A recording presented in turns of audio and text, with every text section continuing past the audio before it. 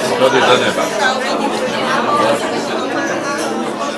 Dovolte ešte, aby som vás predstavila Máriu Chalderová, ktorá je nádherná žena, nádherne vie prednášať a preto som ju poprosila, či by nám nepredniesla ešte krásnu nejakú ústku masličku. Lebo takáto poetka, ktorá nás navštívila, je nenahraditeľná a budem sa tešiť, keď si ju vypočujete. Dobre, drahá Olga, ďakujem, je to úcta pre mňa. Tak ak dovolíte, no tak narýchlo. Trošku tej ruštiny, ktorá už v piesňach zaznela.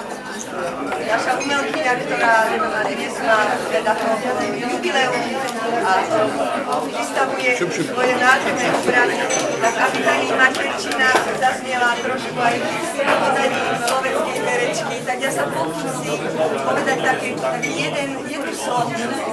Aleksandr Sergejevič Puškin, jeho známa básnická poéma Eugen Onegin.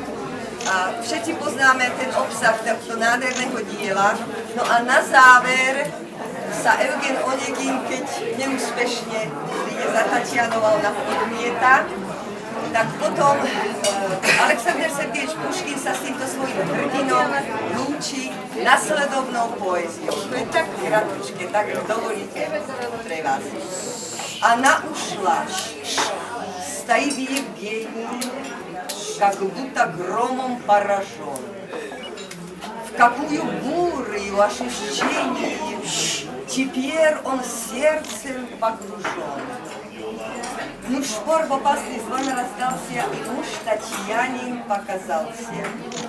Известь героя моего, в минуту злую для него, читатель, мы теперь остались надолго, навсегда.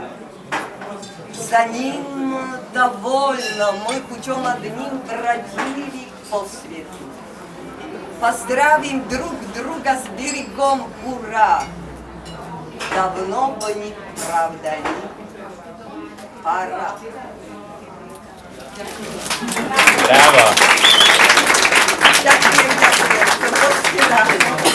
Ďakujem. Ja by som Evičke chcela veľmi, veľmi poďakovať a nemám tu na túto ružičku som dostala, ale ja mám pre ňu pripravenú úplne inú, len zbehnem dolu a vidím. Nie, žiadne prípade, je to pre mňa česť a potešenie. Nie, ďakujem. Kvety patria oslavencom a pre mňa bola česť, že som mohla sa zúčastniť tohto, že ma Olinka tak prekvapila a že som v podstate našťastie ešte pamätní slúži, tak človek si spomenie na tie detské časy, keď sme sa toto učili a že som mohla aspoň kúsoček tohto Aleksandra Sergejeviča Puškina povedať. Pre vás. Vážená umelkyňa, ďakujem vám veľmi pekne. Tešilo ma